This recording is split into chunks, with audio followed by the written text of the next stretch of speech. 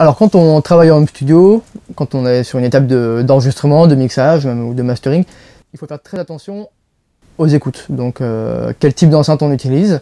Souvent on achète des enceintes qu'on dit de monitoring, donc on appelle ça une control room en anglais. C'est vraiment c'est des enceintes qui vont contrôler ce qu'on fait, quoi. Donc elles sont neutres.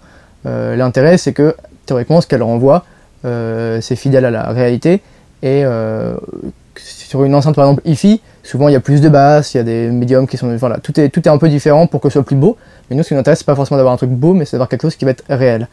Pour que ce qu'on fait on le maîtrise. Pour que ce qu'on mixe on le maîtrise.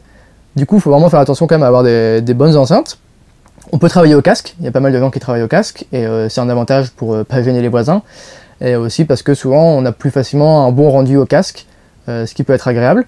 Mais c'est aussi très trompeur, c'est-à-dire qu'au casque, justement, la sensation est vachement agréable, mais la stéréo par exemple n'est pas très fidèle, parce que c'est très séparé par rapport à des enceintes où il se passe beaucoup de choses dans la réalité, le son il bouge beaucoup dans la pièce.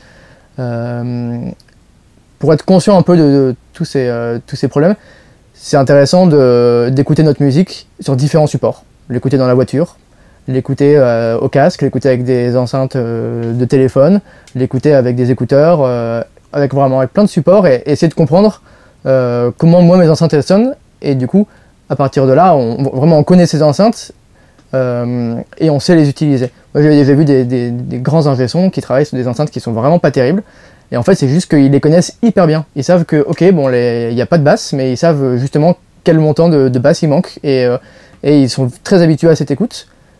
Et au lieu aussi dans lequel les écoutes sont placées, parce que moi par exemple ici, je sais que les enceintes, si je les mets autre part, elles vont sonner différemment, parce que la pièce elle résonne d'une certaine manière, qui fait que ça influe sur l'écoute.